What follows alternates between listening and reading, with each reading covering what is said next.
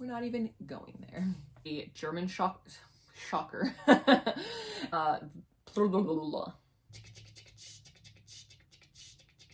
Hello book lovers, welcome back to the channel. My name is Steph, and in today's video we will be doing my May wrap-up.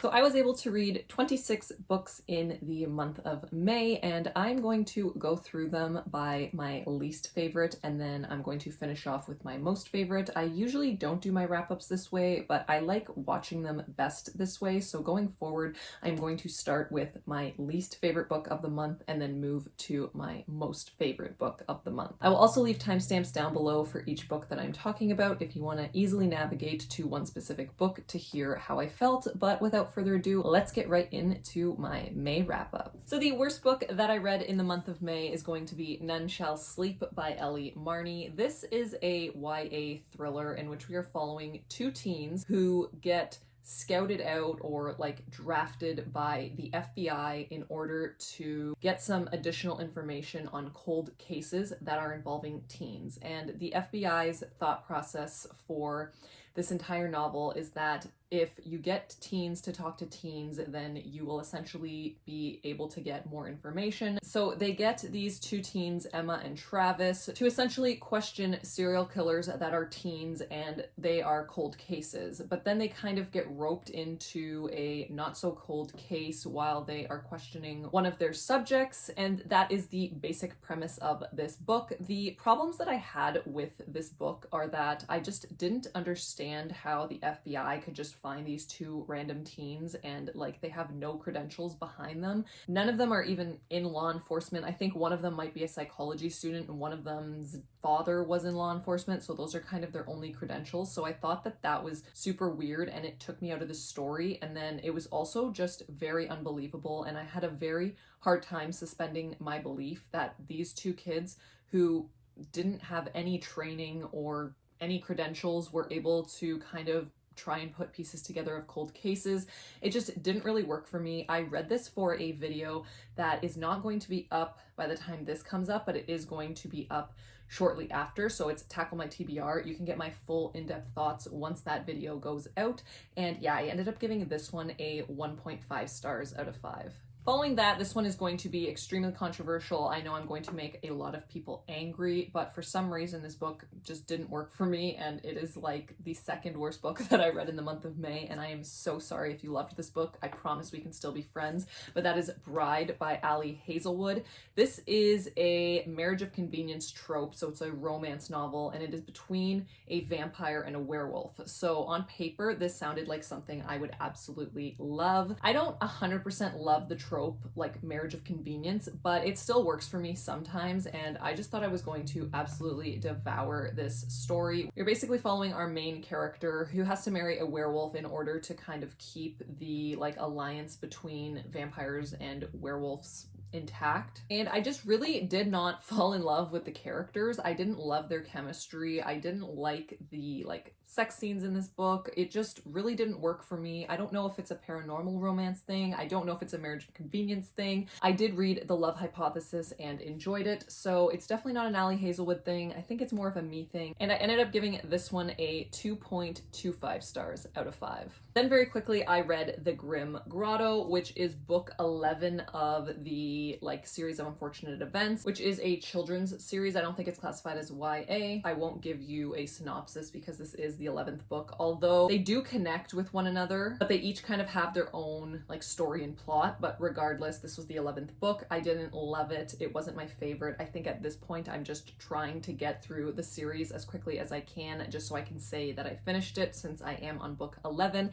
and I ended up giving this one a 2.5 stars out of 5. Then I have Huge by Brent Butt. This I don't hear anybody talking about, and I just had such a pull to it in the bookstore. I saw it at my local chapters and I was like, this looks really good, let me read the back. And I read the back and it sounded really, really good. This is an adult like horror fiction novel in which we are following 3 comedians, and they're all like up and coming comedians, and the 3 of them kind of intermingle their lives, and one of them is not exactly how they seem, and they kind of go on this extremely like messed up adventure, and this one comedian is just like super unhinged. So the parts about that were really good, but I just for some reason was not pulled into the story. There were lots of parts that just felt so boring and dragged on to me. Like I said though, when we did get the like horror parts or like the thrilling parts of this book, I was pretty engaged and kind of like trying to figure out exactly what was going to happen, but I didn't end up really loving this one, and again I gave this one a 2.5 stars out of 5. Then I read The Bad Ones by Melissa Albert. This is a YA horror fantasy novel in which we are following our main character Nora, and Nora's best friend goes missing, but along with her best friend, I believe there are also another 3 or 4 people that go missing at that exact same time. So we are following the mystery of exactly where did Nora's best friend go and why did all of these people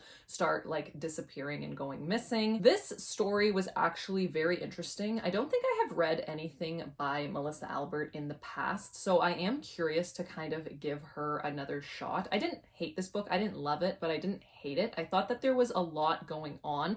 It was a little bit confusing on audio, but I did manage to like get the main story and kind of like the twist and what happened with her best friend, so I was fine with that. I just think that it was, for one, way too long. It didn't need to be as long as it was, and for two, it was like a lot of characters and a lot going on, and it's just one of those books that I didn't absolutely love, so I also ended up giving this one a 2.5 stars. Then another one that I am extremely disappointed with, I am just like super sad that I didn't end up loving this, and that is Murder Road by Simone St. James. I actually really like Simone St. James as an author. I've read a few of her books and absolutely loved them, or maybe not love, maybe love is a strong word, but I did really enjoy them. So I was super pumped for this book to come out, and unfortunately it was kind of more of a miss than a hit for me. This is essentially a horror thriller mystery novel. We are following a couple who take a journey on a road and they see a lone hitchhiker, and they are on this road going to like a honeymoon destination, and then later on they find out that this hitchhiker actually dies in hospital, and there is like a huge mystery behind that and this very creepy and mysterious road that they were driving on. So that's kind of what I will tell you about the plot. It sounded super good, and I think the reason that this one didn't 100% work for me is I didn't love the trope in here, and I didn't really love the reveal that took place. I don't even really remember 100% what it was. From what I do remember, I remember not loving it 100%. And yeah, another one that I'm very sad about, because I had very high hopes for this one, but again, I ended up giving this one a 2.5 stars out of 5. Then I have Confess by Colleen Hoover. This is a romance novel, and it is following our main character Auburn, who walks into a Dallas art studio and meets another main character named Owen, and Owen has a secret that basically is going to jeopardize their relationship. So the whole point of this book is like, is he going to confess this secret? And I didn't know what this book was about going in, but there were elements that I actually really liked about it. It's definitely not my favorite Colleen Hoover by any means, and I do think that there are some like moments in here that are like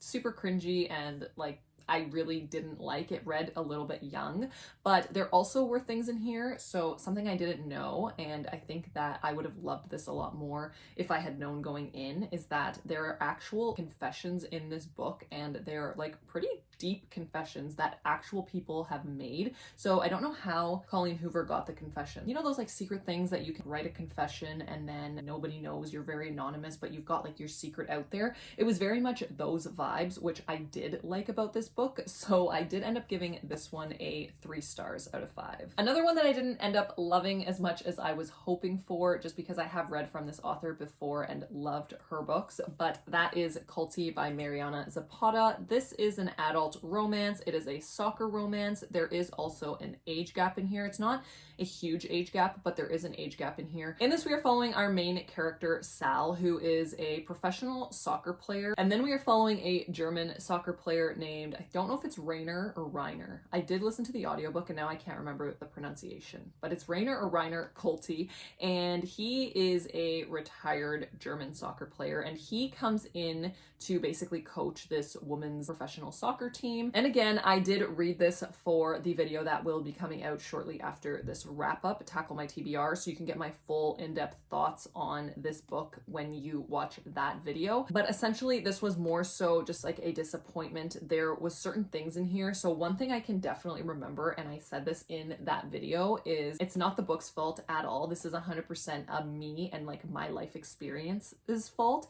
And if you guys have watched Baby Reindeer on Netflix, you know how absolutely unhinged that show is, but also super sad and very, very fucked up. So in that show, they refer, or like she refers to him as Reindeer, and they also did that in this book. So it made me feel like very uncomfortable because of the subject matter in Baby Reindeer on Netflix. So not the book's fault, but that was just one of the things that really didn't work for me in this book. Then there were some other things, like our main character, although she did stand up for herself, which I did appreciate with her, she also made mention to certain things that left like an icky taste in my mouth. So for one example, she is referred to as a slut and then is like super like, I'm not that way. I don't know why people would say this about me, but then she then goes to refer to the other women that Kulti has slept with as sluts. I found that just very hypocritical. So there was things like that that didn't sit well with me, but it was really well written. It just probably a little bit too long, and I did end up giving this one a 3 out of 5 stars. Then very quickly, I'm going to talk about the latest book in the Finlay Donovan series. So it's Finlay Donovan Rolls the Dice by El Casamano. This is a very fun, cozy mystery type of series where we are following our main character, Finlay Donovan. I do believe that this is book 4 in the series, so I won't go into the synopsis because I'm not sure which characters you get introduced to in like the other ones. This series started off super strong for me. I loved book 1 so much. It's like one of my like all-time favorite cozy mysteries, or like mystery and thrillers in general. I don't actually know if this is considered a cozy mystery, but I thought that I had heard that it was, so I'm going with it. And this really started off strong for me, but as the books kind of have been coming out, I've been like caring less and less about them. So I don't know if I'm going to continue the series. They are super quick to listen to on audio, so if you're ever just like doing something else, I highly recommend just like putting them in and just following along. It's very funny. I do like the characters a lot in this series, and I ended up giving this one a 3 out of 5 stars. So the next book really quickly is a graphic novel that I read, and it was super short. It was only about 80 pages, and that is Influenca by Jade Peters. So in this, we are following 2 main characters who have created this movement where they are essentially zombie hunters. It was super quick read. It was told in like a mixed media format. It wasn't my favorite graphic novel. It wasn't the worst. Again, ended up giving this one a 3 stars. The next book I have to talk about is The Heiress by Rachel Hawkins. So this is an adult mystery thriller. Rachel Hawkins is one of these authors that I read from where I don't always enjoy her books, but they are always like super fast paced and they are pretty short. I think that this one was only like a 7-hour audiobook, so I got through it very quickly. So in this, we are essentially following the death of a like very prestigious and very rich woman, and she leaves her entire fortune and estate and everything that comes along with it to her adopted son, but her adopted son really doesn't want anything to do with it because of the tarnished name that it has. But then many years later, Cam, who is the adopted son, and his new wife come back to like that estate because his uncle dies, and we are basically following the mystery behind all of that. Like I said, Rachel Hawkins isn't usually my favorite, but her books are super quick. I don't even really remember the story too much, if I'm being honest, but I do remember just it being a mediocre story, and again, I gave this one a 3 out of 5 stars. So then another book I read that is kind of like The Heiress by Rachel Hawkins, it's just following rich people with big houses and all of that, is The Manor House by Gilly McMillan. This is another adult mystery and thriller. We are following a couple, Nicole and Tom, who I believe they win the lottery. So they win the lottery, they have this like lavish lifestyle, they're doing all of the things that they want to do, and they end up buying this Manor House. And then when they move in, I don't know how far after they move in, Tom is actually found dead by the swimming pool, so we are following the entire mystery of that. And this was another case where it wasn't a bad story. The audiobook kept me engaged, but I did feel like this was a little bit too long, and I did kind of zone out at parts, and I just thought that I just really didn't care about the characters. But the story was fine, the mystery was fine, and I ended up giving this one a 3 out of 5 stars. The next book that I'm going to talk about, I was actually given an ARC by NetGalley and Harley Quinn Trade Publishing, so thank you to them for allowing me to read this ARC. This is by one of my all-time favorite authors, John Marrs, so I had very, very high expectations for this book. This is an adult thriller sci-fi, I would classify it as it does take place in the same world as The One and The Marriage Act and The Passengers as well. So if you have read from John Marrs before, we are essentially in that same world. In this, we are following a bunch of different couples who sign up to do this reality show that is like the biggest reality show of the world. Like, the most people are tuned in to this reality show, and essentially they are tasked with raising a virtual baby. It is like very much reminiscent of the Tamagotchis back in the 90s. They have to essentially take care of a baby for 9 months, and in that 9 months the baby does like progress at a very accelerated speed, and whoever the viewers deem to be the winner, they end up getting to keep the virtual baby, and the other contestants are just kind of eliminated from the competition. So I do have a full review of this book on my Goodreads. If you don't follow me on Goodreads, please go ahead and follow me on Goodreads so that you can get my entire full review of this book. But I don't think that this was a bad book by any means. I just think that my expectations for John Marrs are set way too high because I just love so many of his books, and I just don't think that this one lived up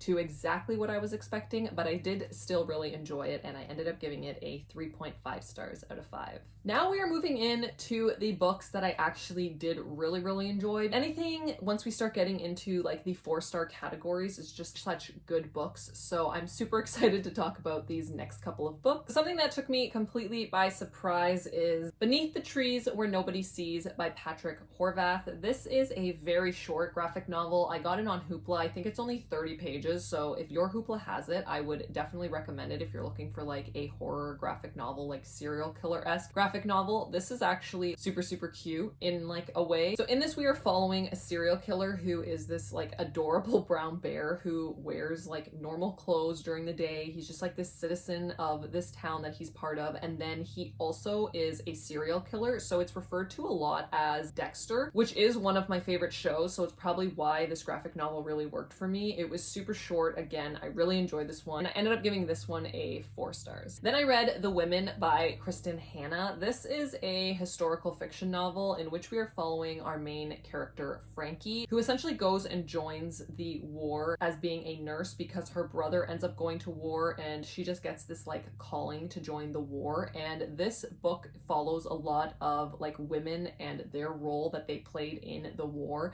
and how a lot of people didn't really think that women were a part of the war. They don't ever really think that women were traumatized by the war. They just thought that you guys were there as nurses. You didn't do anything else. You shouldn't be traumatized by the things that you see. Like, help is only for the people who are actually involved in the war. So it gives you a completely different perspective on what different roles were during this time.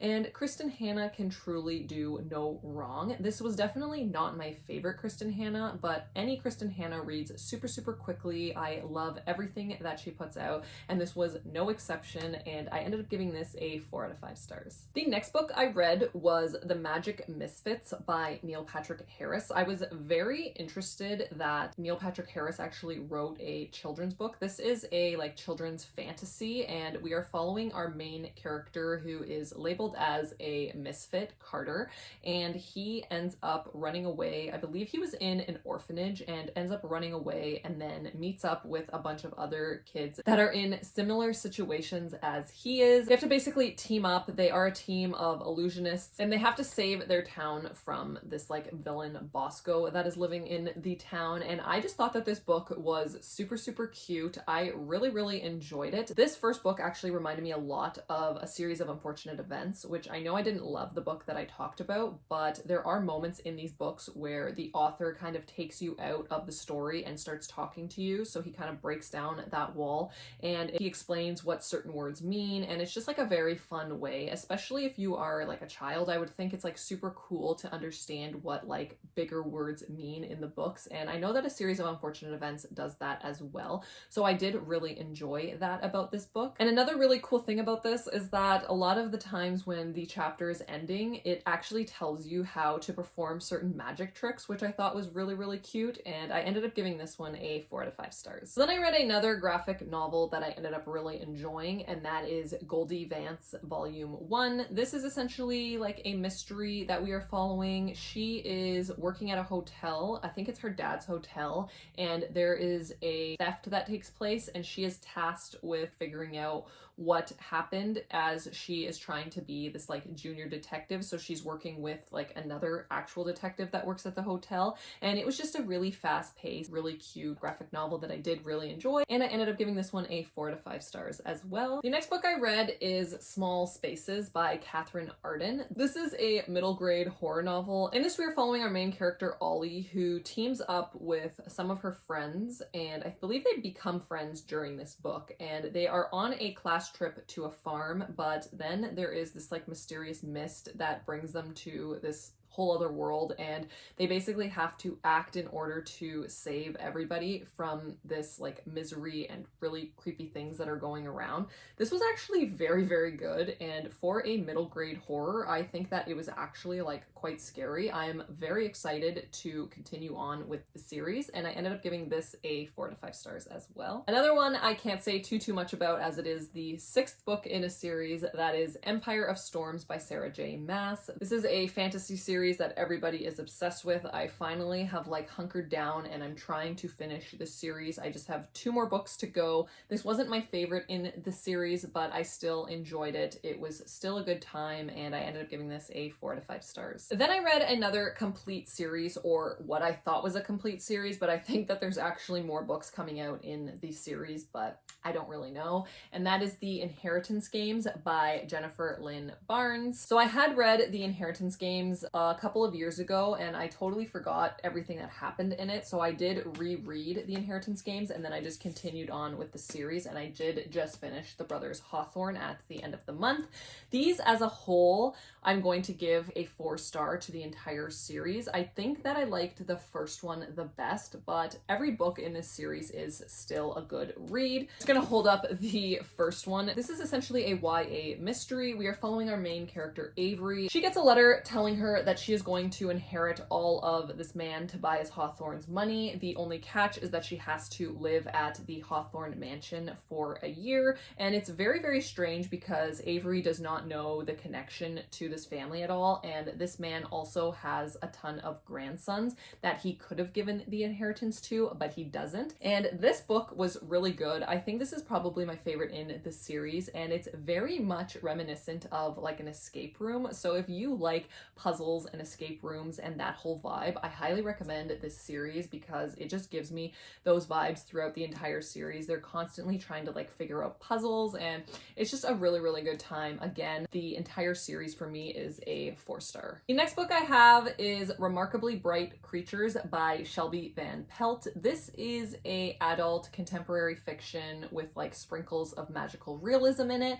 We are following our main character, Tova, who is dealing with the disappearance of her 18-year-old son, and she begins working at this aquarium, and while at the aquarium, she becomes acquainted with this octopus that is living at this aquarium named Marcellus, and I just loved Marcellus so much. That's all I will give you about the synopsis, because I think that going into this knowing not too much is the best way to go into it. I thought that this was such a like wholesome story. I loved it so much. I loved the like little reveals at the end. It just worked so well for me, and I ended up giving this one a 4.25 out of 5 stars. Then I have We Are Not Like Them by Christine Pride and Joe Piazza. This is another adult contemporary fiction like the contemporary fictions just really were doing it for me this month. And in this, we are following two main characters. So it is alternating perspectives between a white woman and a black woman, and they are dealing with their friendship, but their friendship is tested when there is a like serious event that takes place that they have to deal with. And I'm not going to get too much more into that. It is just a story about a lot of things and a lot of hard-hitting things, and I think that it is best to kind of go in blind. I loved the way that this story was told. I thought that the alternating perspectives were amazing. You do get both sides to each of their stories, which I thought was also very, very good for this story. You kind of understand what they are feeling, why they are feeling it. This was just such a hard-hitting book. It deals with extremely sensitive subject matter, and I just was not expecting to love this as much as I did, but I thought it was just so beautifully written. I thought that the pacing of this book was just absolutely perfect. This was like such a good surprise for me, and I ended up giving this one a 4.25 stars as well. And finally, the last book that I have to talk about, my only 5-star read of the month, and that is Queen of Shadows by Sarah J. Maas. This is definitely my favorite book from the Throne of Glass series so far. I thought it was like perfectly paced. I loved the characters that we were following. I love like the adventure that we're going on in this book. I can't really tell you too much about it because one, I'm sure you guys have already read it and heard about it, but also two, it is the 5th book in the series, so I can't really give you too much, but I thought that this was the best book of the series so far. I don't think that anything is going to top it, to be honest with you. Absolutely loved it. Very excited to continue the series. And yeah, I gave this one a 5 out of 5 stars. That is it for today's video. Thank you all so much for watching. If you did make it to the end of this video, please leave me the crown or like queen emoji to represent our 5-star read of May, which was Queen of Shadows. If you did also like this video, I would love it if you hit that thumbs up like button. And also, if you are new here, I would love it if you stuck around and hit that subscribe button, and I will see you guys all in my next one. Bye!